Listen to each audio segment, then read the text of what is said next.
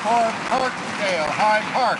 Mr. Speaker, incredibly, this government has mismanaged its way to a $1.3 billion price tag for this G20 summit, and it's still not covering many of the basic costs.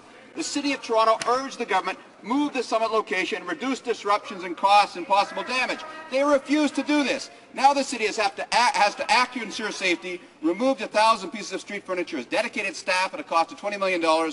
Basic question, will this government respect and fully compensate Toronto for costs to go to the summit and protest-related damages to city businesses? Will it do that?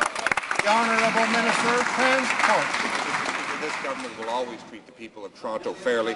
For years, Mr. Speaker, the people of Toronto lacked infrastructure funding. For years, the people of Toronto lacked funding to support their public transit, and this government has shown unprecedented commitment to the people of Toronto, whether it's in the area of public transit, whether it's municipal infrastructure, whether it's not just making the gas tax permanent, but doubling it for them, Mr. Speaker. We're very pleased to do that, and we'll continue to stand up for Toronto. Mr. Speaker, with the G20 summit, the federal government has given us another demonstration about how it's mismanaging this country.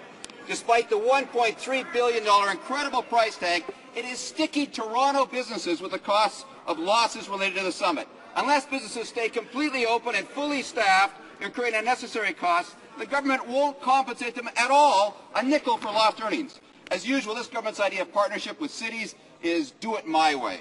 Mr. Speaker, why is this government sticking it to Toronto residences and businesses, and why is the City of Toronto left holding the bag for this government's incompetence? The Honourable Minister of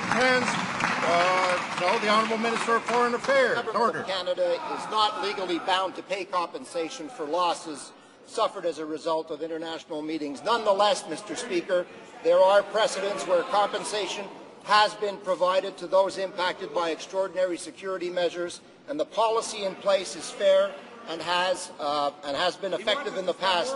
It's the same policy, Mr. Speaker, that was in place for the Sommet des Amériques in Quebec City, in Kananaskis, as well as at La Francophonie, and the assessment of all claims will be made in close cooperation with Audit Services Canada.